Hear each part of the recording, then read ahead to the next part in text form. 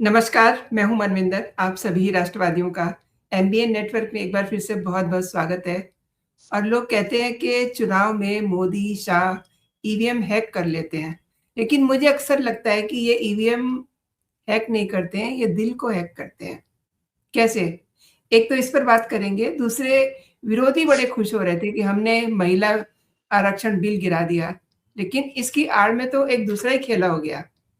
मोदी ने एक बड़ा मास्टर स्ट्रोक चल दिया है, इसे भी समझेंगे। मेरे साथ जुड़ चुके हैं प्रारब्ध से संदीप आरके सिंह जी। संदीप जी, बहुत-बहुत स्वागत है, नमस्कार। नमस्ते अनिंदर जी, आपके दर्शकों को भी नमस्कार, सबको नमस्कार। संदीप जी, बंगाल चलते हैं पहले तो, जहाँ पर बिल्कुल। बड़ी गहमा-गहमी मची हुई है, छापेमारियाँ चल रही हैं। दीदी के प्लानर जो हैं, उन्होंने खुद ही अपने घरों पे कुंडी चढ़ा ली है। लेकिन मोदी जी झालमुड़ी का मज़ा ले रहे हैं, गज़ब है मोदी जी। आई मीन उन्हें कोई तनाव नहीं है चुनाव का। तो ज़रा आगे बढ़ने से पहले ये वीडियो भी देख लेते हैं। बिल्कुल। अच्छे वाला कितने का होता है? 10-20 है। हाँ, जो भी है बना दो। हाँ धान थोड़ी खाएगा।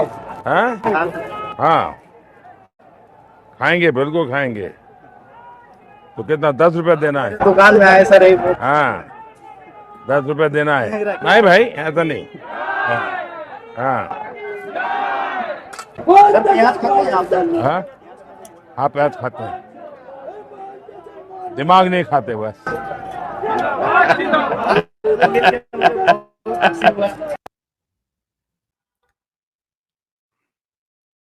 तो जी मैम। इस वीडियो में 2 सवाल उठते हैं। एक तो ये कि आप झालमुड़ी खाते हैं, दूसरा पैसे भी दिए उन्होंने, और तीसरा जो सबसे बड़ा सवाल है कि उन्होंने बहुत सारे लोगों के दिलों में जगह बनाई है। जी। मैम देखिए, ये जो वीडियो आया है मोदी जी का ना, आपने पूछा कि 2 सवाल उठते हैं इसमें कि मोदी जी से वो बंदा पूछता है कि आप प्याज खाते हैं? वो अक्सर जो झाल मुड़ी बनाता है वो सामने वाले से उनका फ्लेवर पूछता है। वो ये भी पूछता है कि झोल ज़्यादा खाते हैं, मतलब थोड़ा तीखा ज़्यादा रहता है। और ये बिहार मतलब क्या कहते हैं, पूर्वांचल हो या कहीं भी हो, या इवन बिहार और बंगाल का तो ये स्टेपल डाइट है, ठीक है? झाल मुड़ी। तो सरसों का तेल भी पड़ता है, इस तरीके से फ्लेवर्ड रहता है और लोग बैठ के खाते हैं, अपना टाइम पास भी करते हैं, उससे बढ़िया रहता है। तो ये फ्लेवर पूछा जाता है मोदी जी से। मोदी जी का जवाब ये होता है कि प्याज खाते हैं, सर नहीं खाते, दिमाग नहीं खाते। तो ये तंज भी था उन लोगों पर जो संसद में बैठ के दिमाग खाने वाले ही काम करते हैं, कहानियां सुनाते हैं जो जादूगरों के, पता नहीं किसकी किसकी। खैर, मेन बात देखिए मैम, आपके चैनल पर भी बात हुई थी ये पहले भी कि 356 लगाकर ममता बनर्जी को या हटाकर राष्ट्रपति शासन लगाकर मोदी यह चुनाव नहीं जीतेंगे। बंगाल का शासन ऐसे नहीं करेंगे। बंगाल के शासन में बंगाल की जनता का होना बहुत आवश्यक है। बंगाल की जनता का जीतना बहुत आवश्यक है, और बंगाल की पर्टिकुलरली हिंदू जनता का जीतना बहुत आवश्यक है। 50 साल से ज्यादा हो गया, मतलब मैं अगर सिराजुद्दौला का टाइम लूं, फिर अंग्रेज आए, उन्होंने भी बंगाल को लूटा ही, दिया कम लिया ज्यादा। और उसके बाद फेमाइंस भी क्रिएट किए चर्चिल ने। उसके बाद कांग्रेस आई, सिद्धार्थ शंकर रे का रहा राज। उसके बाद नक्सलाइट आंदोलन शुरू हुआ, फिर कम्युनिस्टों का राज आया। उसके बाद ये इस्लामिक तंत्र जो है पूरी तरीके से आ गया। तो इसमें हुआ क्या है कि बंगाल की जनता का कभी कोई से नहीं रहा। जो भी हुआ उनका ऊपर से एक नेता आया, उसने दबा क्रूरता से शासन किया। बंगाल की जनता 200 साल से ये देख रही, पर आज जाके उसको अपनी आवाज देने का, बोलने का मौका मिल रहा है। उसके लिए ये स्वतंत्रता ही बहुत है, और ये मौका मोदी जी ने दिया है। ये मौका सिर्फ और सिर्फ मोदी जी ने दिया है। बहुत लोगों ने वे 5 साल से कह रहे थे कि बंगाल की जनता की हत्या हो रही है, यह हो रहा है, राष्ट्रपति शासन लगाइए, बहुत किया। पर जिस जनता को 200 साल से कुचला गया है, उस जनता, उस जगह को बेहतर वहां की जनता ही बनाएगी, उसके लिए लड़ेगी भी वहीं की जनता। बाहरी सपोर्ट मिला है, पूरा मिला है। एसआईआर हुआ है, जिस फर्जी वोटर लिस्ट के आधार पर ममता बनर्जी और आईपैक वाले पूरा खुला खेल खेलते थे कि किस बूथ पर कितने फर्जी वोटर भेजने हैं, कहां पर कितना फर्जी आदमी भेजने हैं, किस मरे हुए हिंदू के नाम पर एक बांग्लादेशी को बुला के उसके वोटिंग करा देनी है। ये सारा चैप्टर क्लोज हो जाए हिंदू अगर हिंदू होकर वोट करना चाहे तो उसके सामने कोई मुसलमान फर्जी वोटिंग ना कर रहा हो उसके वोट को जीरो करने के लिए। ये मौका केंद्र ने दिया। सुरक्षा के लिए सीआरपीएफ और बाकी सारी कंपनीज खड़ी हैं इस, और उसके बाद तृणमूल वाले कहते रहे कि सीआरपीएफ वाले चले जाएंगे, फिर देख लेना, फिर देख लेना। 1 महीने के अंदर इनकी सारी गुंडाई निकाल के सड़क पर बहा दी गई है कि ठीक है हम चले जाएंगे, कोई बात नहीं, लेकिन जब तक है तब तक तुम्हारी गुंडई तोड़ देंगे। और एक बार जनता को पता चल जाता है कि गुंडे भी मार खा के लेट जाते हैं तो फिर वो भय खत्म हो जाता है। इस बार यह हो रहा है। दूसरा सबसे बड़ी बात कि जनता अपना चुनाव, अपना जीवन निर्धारित करने के लिए फैसला खुद ले रही है, और ये बात मोदी जी से ज्यादा कोई नहीं जानता। क्यों? क्योंकि वो खुद लोकतंत्र के सबसे बड़े प्रोडक्ट हैं। अगर भारत की डेमोक्रेसी है, भारत की लोकतंत्र है, भारत का संविधान है, कुछ भी है फंक्शनिंग कैपेसिटी में है, ये इंस्टीट्यूशंस हैं, भारत का हिंदू समाज फंक्शनिंग कैपेसिटी में है, इवॉल्व होकर उसने डेमोक्रेसी को अपनाया है, तो डेमोक्रेसी को अपनाने का सबसे बड़ा सबूत मोदी। सन 2002 से लेकर सन 2000 अभी आज तक गुजरात की जनता को उन्होंने 3 बार कन्विंस किया, और गुजरात की जनता आज भी कन्विंस्ड है। वहां वो फाइल बंद करके बैठी हुई है कि यही आदमी है, बाकी और कोई नहीं है, बात खत्म, इन्हीं को चुनना है। कोई आए जाए, थोड़ा बहुत बीच में इसमें होता रहता है, कोई बात नहीं। दूसरा, देश की जनता ने 3 बार चुना है, जनता ने चुना है। वो जो वोट पड़ता है, जिस प्रकार से 303 होते हैं, 272 भी से 282 सीटें आई थी, उत्तर प्रदेश की जनता ने 4 बार चुना है। 2017 में चुना, 2014 में चुना, मोदी को ही चुना है। 2019 में उन्हीं को चुना है, सपा बसपा गठबंधन के बावजूद चुना है। अब मोदी जी के पास कौन सा इकोसिस्टम था पूरा, जो दिल्ली वाला सोनिया गांधी एंड गैंग के पास था? लुटियंस मीडिया और पूरी सीबीआई एजेंसी लगा दी थी। क्या क्या नहीं झिलाया, कैसे कैसे नहीं झिलाया इस आदमी को कि तुम जनता के द्वारा चुने गए हो, हम तुम्हें हटा देंगे, हम तुम्हें हटवा देंगे। लॉ एंड ऑर्डर फेल नहीं हुआ तो बहाना नहीं मिला। गुजरात में लॉ एंड ऑर्डर कभी फेल नहीं हुआ तो बहाना नहीं मिला कि कॉन्स्टिट्यूशनल ब्रेकडाउन हो रखा है, ये तो हम इनको 356 लगा के हटा दें। मौका ही नहीं दिया मोदी जी ने। और बताओ, 2002 गुजरात के दंगे वाला पूरा वो अपना केसेस तरीके से निपटते रहे। चुनाव में जाते थे, जनता को कन्विंस करते थे हमको जब बार बार चुनाव में जनता जितवा रही तो सोनिया गांधी क्या उखाड़ लेंगी, ये कन्विंस किया। ये जनता की मांग पे मोदी जीतते हैं, जनता की इच्छा से जीतते हैं, जनता से कनेक्शन है इसलिए जीतते हैं। और ये तकलीफ है, ये जो हमारे भारत में फ्यूडल सिस्टम बैठा हुआ था कि जी, जी। 111001 ये पिन कोड है जिसने भारत, ये पिन कोड से निकलने वाले लोगों ने, विच इज लुटियंस दिल्ली, इस एक पिन कोड ने भारत को 60 साल तक जकड़ के रखा। एक बीच में पीवी नरसिम्हा राव जी आ गए थे, पर इसी इलाके में रहने वाले जुडिशरी वाले, ब्यूरोक्रेट वाले जितने भी हैं, या पुराने अंग्रेजों के जो चमचे थे जो इसी इलाके में रहते हैं, उन्होंने ही रूल किया भारत को, टॉप टू बॉटम के। ऊपर से नेहरू बिठा दिए गए हैं, नेहरू अब कंट्रोल कर रहे हैं, फिर इंदिरा को बैटन दे देना, फिर संजय गांधी, फिर राजीव गांधी, फिर सोनिया गांधी, फिर ऐसे चल रहा है। पागलपन की इंतहा चल रही है। जनता से कोई निकलेगा, जनता के सुन के जनता का काम करेगा, जनता की बात करेगा। झालमुरी छोटी चीज नहीं है। वो आदमी बता रहा है कि मुझे दुकान देख के पता है कि इसमें क्या मिलता है, कैसा मिलता है, क्योंकि वो कभी ना कभी वो भाई 50 साल की उम्र तक तो क्या कर रहे थे, मतलब यही सब कर रहे थे, सड़कों पे घूम रहे थे, या जहाँ पे थे जनरल सेक्रेटरी थे, संगठन का काम कर रहे थे, कुछ कर रहे थे। सीएम बनने से पहले क्या थे? आम आदमी तो थे। तो 50 साल की उम्र तक यही सब किया उन्होंने, तो उन्हें वो एक नजर देख के पता चल जाता है क्या है, पहुंचे किस जगह की क्या अहमियत है। बनारस में निकलते हैं तो उन्हें पता कि चाय वाले की दुकान पे चाय पीनी है। तो वो क्या है कि आप जब आपका राजा जानता है जनता को, जनता की डेली हैबिट्स को जानता है। अब आप लोग को याद होगा वो परीक्षा पे चर्चा करते थे तो एक माता जी ने पूछा कि अरे बेटा हमारा वीडियो गेम बहुत खेलता है, तो पूछे पबजी वाला है क्या? तो बच्चे कौन सा वीडियो गेम खेलते हैं ये भी उनको पता है। बाद में पबजी बैन भी कर दी। चाइना का सबसे बड़ा गेम्स जो था, जो बच्चे खेलते थे, पबजी बैन कर दी, पर he knew it. So point is you, एक एक नेता का, एक लीडर का, एक मुखिया का क्या है, वो उसको जानना बड़ा जरूरी है कि जनता क्या खाती है, क्या उसको कंट्रोल करने के लिए नहीं, जानने के लिए, सिर्फ जानने के लिए। जीवन जिया है इसलिए जानते हैं, इसीलिए कनेक्ट है।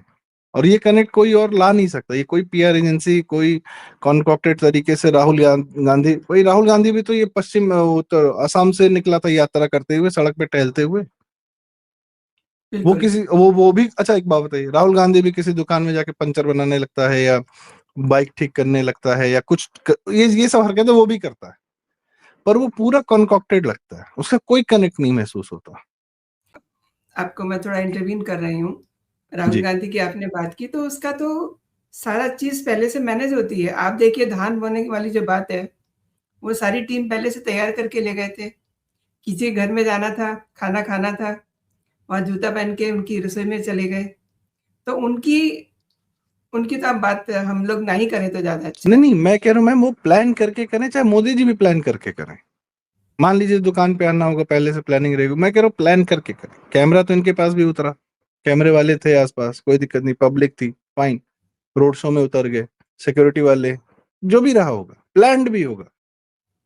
तो आपको इस आदमी की जेन्युइननेस से पता चल जाएगा कि ये कनेक्टेड है, और उस आदमी का आपको हवा नहीं लगेगी, चाहे वो कुछ भी कर ले, क्योंकि नीयत में अंतर है। ये बहुत बड़ी बात जनता है। का चेहरा नीयत बता देता है कि इस आदमी की नीयत क्या है। ये लोकतंत्र है कि जनता का चेहरा, जनता के भाव बता देते हैं कि इस आदमी से मेरा क्या कनेक्शन है। बंगाल में इस समय कोई बात करता है कि जातिवादी चुनाव हो रहा है, ये कास्ट ये वाला वोट कर, maximum time Bihar, UP, Jharkhand, Orissa, हर जगह कि ये कास्ट, ये डोमिनेंट कास्ट है, इसने इसको वोट किया, इसने इसको वोट किया। बंगाल में इस समय जातिवाद की बात हो रही है? कतई नहीं हो रही, जीरो। एक तो उसका ये भी रीजन है कि वहां पे जो भद्र लोग है, वो दबा के रखा है दलितों को 50 साल से, लेकिन वो चूंकि टीएमसी का है इसलिए बात नहीं होगी। वरना तो लुटियंस मीडिया का है ना कि भाई सवर्णों ने जो है दलितों को दबा के रखा है। भाई बंगाल में दबा के रखा है, जाके देखो, बंगाल का आज तक एक भी मुख्यमंत्री दलित, ओबीसी किसी कास्ट से नहीं आया, सबके सब सवर्ण हैं, राइट फ्रॉम 1947 से लेकर आज तक। सिद्धार्थ शंकर रे, और उसमें भी ब्राह्मण वर्ग ज्यादा जी। है ना। और अत्याचार किस पे हुआ है? दलितों पर। उनकी आवाज कौन है? बीजेपी। लेकिन ये बात बंगाल के संदर्भ में नहीं बोली जाएगी, क्यों? क्योंकि एजेंडा में फिट नहीं बैठता है। ये आवाज तो जनता की आवाज, वहां जातिवाद की बात नहीं हो रही, वहां जनता है, सुरक्षा है, भय या निर्भय इस्लामिक तंत्र, और बस एक चुनाव की प्रक्रिया ने जनता को जो एनर्जी दी है वो दिख रही है। मुझे हमें लगता है थोड़ी ही दिख रही, पर दिख रही है ना। यही 2021 था जब यही जनता, हिंदू जनता, मारा गया, पीटा गया। मुर्शिदाबाद के दंगे चल रहे थे, हिंदू मारे जा रहे थे। पिछले साल इसी टाइम का आप न्यूज साइकिल देख लीजिए, कौन मारा जा रहा था, कौन मार रहा था? वो जनता जो पिछले साल मारी जा रही थी, आज उठ के खड़ी हुई, कही कि अपनी सरकार लाएंगे, फिर हम देखते हैं इनको। अभी वो हथियार नहीं उठा रही है। ये जो भी सड़क पे वो अपना प्रतिकार कर रही है, कुछ भी कर रही है, उसकी सुरक्षा के लिए सीआरपीएफ है, कोई है, पूरा भारत है उसकी सुरक्षा के लिए। उस बंगाल की हिंदू जनता के लिए पूरे भारत की सेना है, और मुझे इस बात की बहुत खुशी है कि हमारी हमारी जो सिक्योरिटी पर्सनल्स हैं वो इस समय बंगाल की हिंदू जनता की सुरक्षा में लगे हुए हैं। और बहुत लोग के मुंह पे अंडा है इस समय, जिसने कहा था कि अरे राष्ट्रपति शासन लगा के मोदी को जो है हटा देना चाहिए, ममता को हटा के फिर सुरक्षा दीजिए, फिर चुनाव कराइए। नहीं, नहीं, जनता को यह अधिकार है कि वो अपने लिए लड़े। आप जनता को सब सुख, आप सब सारी सुविधा, सारी सुरक्षा सब मुहैया कराइए, पर लड़ना जनता को ही है। तभी वो जीत कंप्लीट होगी, तभी वो जीत पूरी होगी। जनता को क्या फीलिंग आ गई, अच्छा मोदी जी ने ममता हटा दिया, फिर कोई लोग कहेंगे, आधे लोग, अरे ममता के साथ तो अत्याचार हो गया, ममता के साथ बुरा हो गया, उसको मौका ही नहीं मिला, इन लोगों तो हटा दिया। सुप्रीम कोर्ट भी तो देखे, जब तुम्हारे पास 2021 से पीआईएल लेके आए थे तो 4 महीना तुम्हारे पास सुनने का टाइम नहीं था, जब हिंदू जनता मारी जा रही थी। अब तुम्हारे जज लोग मारे जा रहे हैं, तो तब तो लग रहा है कि अरे बहुत अत्याचार हो रहा है बंगाल में, तुम भी देखो, तुम्हारे वाले भी पिटाएंगे, हिंदुओं को छोड़ दोगे तो तुम लोग बच जाओगे? नहीं बचोगे, चाहे तुम अधिकारी हो चाहे कुछ भी हो। और मोदी जी ने कहा तुम गार्जियन हो, सुप्रीम कोर्ट कॉन्स्टिट्यूशन के तुम गार्जियन हो ना, यही तो दम है तुम्हारा। तो चलो कॉन्स्टिट्यूशनल एक्सरसाइज एसआईआर को कंप्लीट कराओ, तुम्हारी गाइडेंस में ही होगा, तुम्हारी गार्जियनशिप में ही होगा, तुमको कराना पड़ेगा। इसी बात का दम भरते हो ना कि हम तो कॉन्स्टिट्यूशन के गार्जियन हैं, जितना बिल पास होता है हमारे पास आएगा, हम चेक करेंगे, हम बताएंगे। चलो कराओ एसआईआर, कॉन्स्टिट्यूशनल एक्सरसाइज कराओ, संविधान का पालन कराओ, बंगाल में तुम ही कराओगे। तो लोकतंत्र का एक्चुअली जितने प्रोसेसेस हैं भारत के, वो अपने नॉर्मल तरीके से फंक्शन करे। Modi ji is ensuring that जनता को भयमुक्त माहौल मिले, इलेक्शन बिल्कुल। कमीशन अपना काम करे, बूथ बनाए, फेजेस में कराए चुनाव, सुरक्षा भी दे। बंगाल जैसे जटिल प्रदेश जहां जिसको सिर्फ 200 साल तक टॉप टू बॉटम का रूल मिला है, आज वो बॉटम से अप तक जाए, जनता से निकले आदमी और शासन करने जाए। उसी जनता से निकले हुए आदमी योगी आदित्यनाथ जी का पांव छू रहे हैं ना बंगाल के लोग, बंगाल के शुभेंदु अधिकारी जी और एक और भाई साहब हैं बिल्कुल। वहां पे। क्यों? क्योंकि योगी जी भी जनता से निकले हुए हैं, जनता को पता है कि ये योगी जी जनता का आदमी है, तो जनता को मैसेज दिया जा रहा है कि मैं भी आपका आदमी हूं, पांव छू कर मैसेज दिया जा रहा है। बंगाल का चुनाव अद्भुत है और इस बार ये जीत अद्भुत होगी। तो का माहौल है, इतना डर का माहौल है कि आईपैक वालों ने खुद ही मेल करके सारे दफ्तर अपने बंद करवा दिए। एंड संदीप जी, लोकसभा में महिलाओं का आरक्षण वाला जो बिल गिरा, विपक्ष तो बहुत खुश था कि महिला आरक्षण का बिल गिर गया है, लेकिन मोदी जी ने उनकी खुशी पर घड़ों पानी डाल दिया जब वो एड्रेस किया उन्होंने। मैम देखिए, ये चेकमेट सिचुएशन थी, स्टेलमेट सिचुएशन कह सकते हैं कि या तो पास कराओगे। एक था ना ऑफिस ऑफिस सीरियल आता था, उसमें मुसद्दीलाल जब परेशान होता था तो एक पटेल है वो कहते थे देखो ये करोगे तो दो बातें हो जाएंगी, या तो ये करोगे या वो करोगे। तो अल्टीमेटली घुमा फिरा के दो बातें करते करते अपने पॉइंट पे ले आता था कि बेटा तुमको करना तो यही था। तो मोदी जी ने वही किया इनके साथ कि या तो पास कराओगे बिल या फेल कराओगे, फेल कराओगे तब भी गाली खाओगे, पास कराओगे तो ठीक है फाइन करा लो। वही तो उन्होंने संसद में कहा।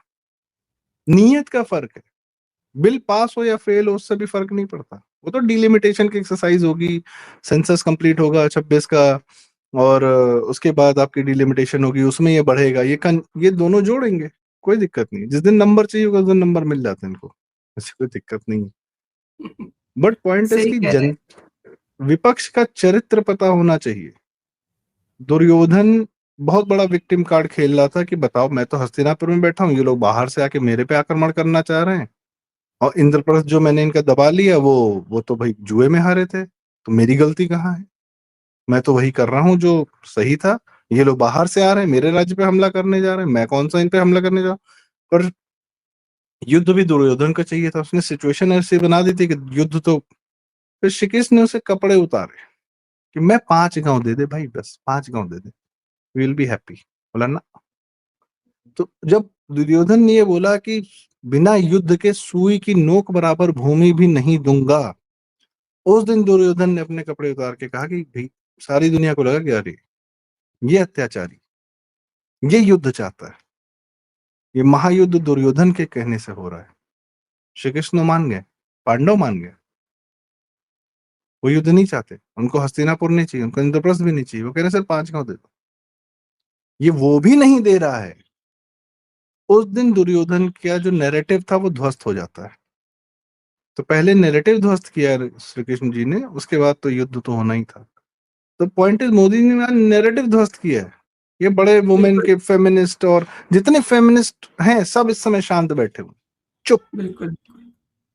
क्यों? क्योंकि फेमिनिस्ट, वही बात है ना, फेमिनिस्ट हैं, प्रो दलित एक्टिविस्ट हैं, ये हैं वो हैं। बंगाल के दलित की बात क्यों नहीं करते? कौन अत्याचार कर रहा है? बंगाल का सवर्ण बंगाल के दलित पर अत्याचार कर रहा है, बात करो।